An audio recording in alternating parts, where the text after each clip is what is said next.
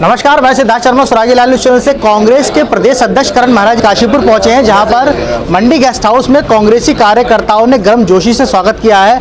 पूछते कि किस तरह से सर काशीपुर पहुंचे हैं, कार्यकर्ताओं में उत्साह देखने को मिल रहा है। देखिए, कार्यकर्ता तो हमेशा से उत्साहित हैं, निराशा तो हम लोगों में रहती है, लेकिन कार्यकर्ता इस बार जो मैं देख रहा हूँ पिछले 10-12 महीने से लगातार संघर्ष कर रहा है, सड़कों पे है।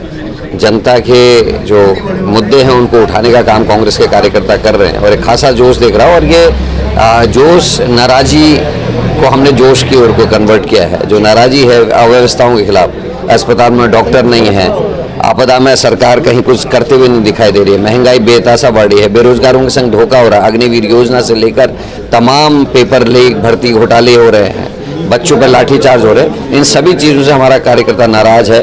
गन्ना किसान का क्या हाल किया है पिछले 7 सालों में आपने देखा है।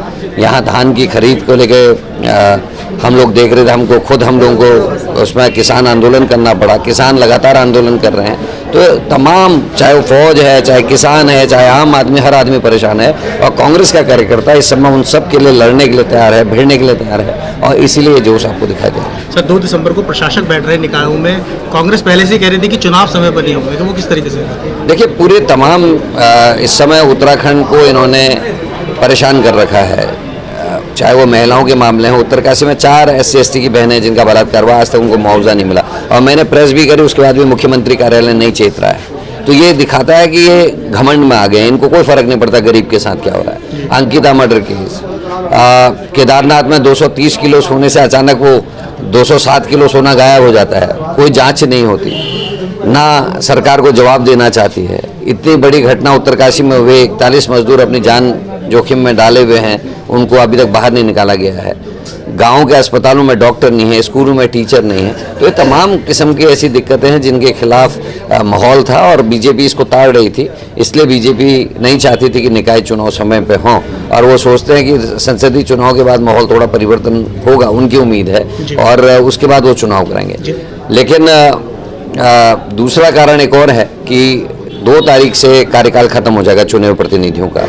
सरकार प्रशासक बैठाएगी और प्रशासकों के माध्यम से बीजेपी के कार्यकर्ताओं के उल जलूल काम किए जाएंगे, जिससे जनता को प्रभावित किया जा सके।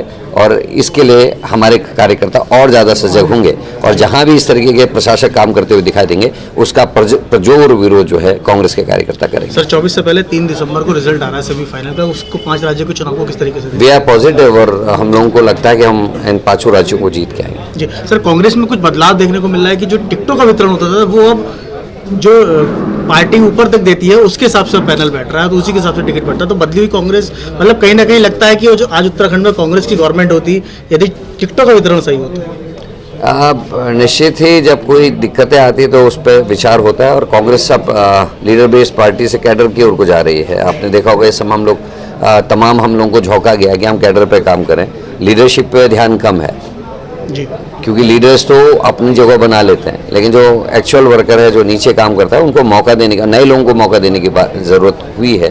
क्योंकि पुराने लोगों को ऐसा होता है, करते करते फिर वो होता है ना कि बोर हो गए उस चीज़ से।